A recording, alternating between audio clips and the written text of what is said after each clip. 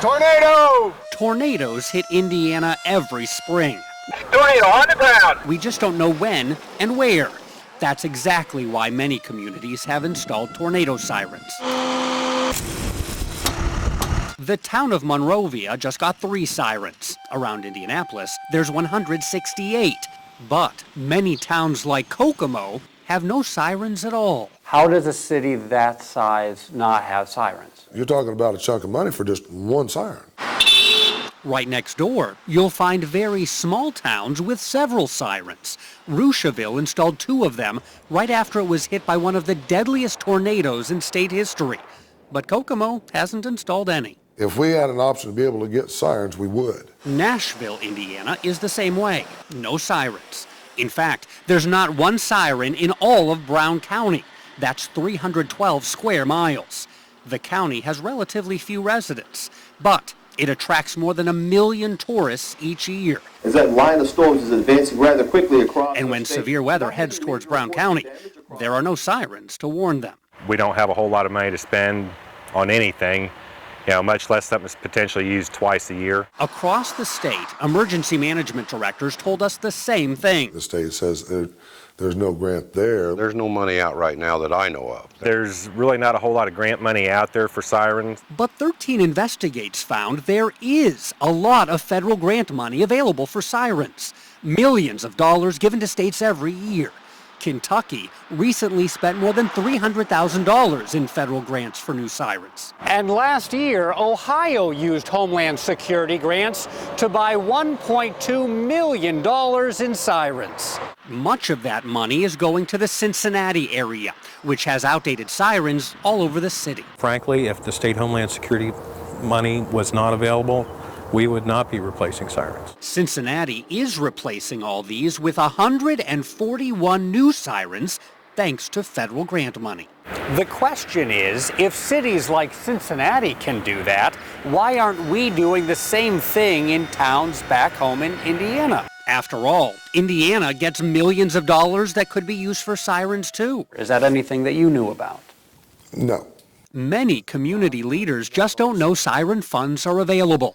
And those who do know say the state won't give them the money. It was extremely frustrating to deal with the state. Dave McDowell is Emergency Management Director in Carroll County. Residents in these river towns don't just worry about tornadoes. They're also concerned about massive flooding that can literally happen overnight.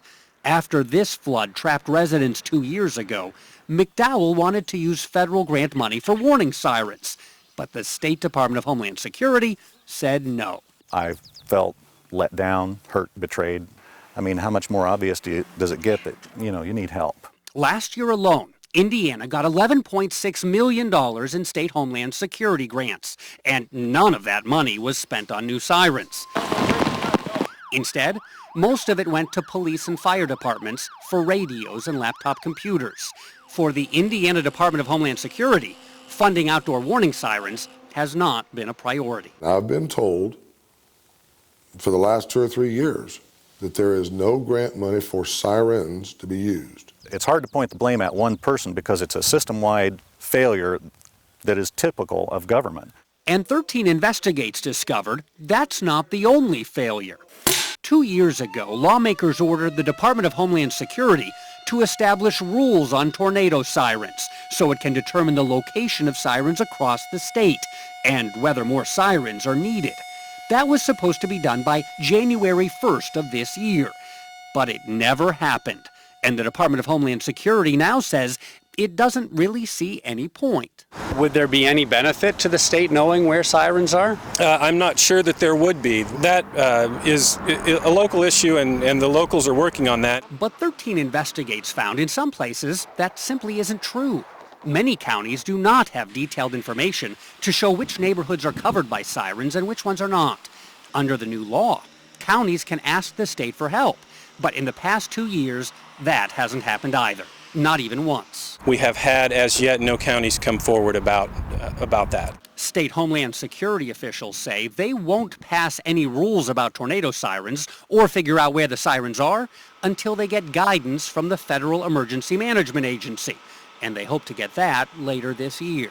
But here in Washington, FEMA says it doesn't plan on giving any guidance to Indiana on how to assess its outdoor warning sirens and whether more sirens are needed. That means the Indiana Department of Homeland Security has been waiting around for something it's not going to get. As a citizen and as a senator, I'm very disappointed by this. Senator Brent Waltz wrote Indiana's siren law that no one is enforcing. I would have hoped that we would have been able to move more quickly. Many citizens think they are protected by severe warning sirens, and they're not. That was the reason for the legislation in the first place. Tornado on the ground. So, how many tornado sirens are in your county, and exactly where are they? We've got the answers for you at WTHR.com. There you can see county by county details. And if what you see concerns you, we've included a list of phone numbers so you can contact your county and the state. Now, it's important to point out, sirens are meant to warn you if you are outdoors. If you're inside, especially at home sleeping, your best defense against severe weather is an all-hazards weather radio. If you'd like a discounted weather radio, we've got details on that coming up in weather. I'm Bob Siegel, Channel 13 Eyewitness News.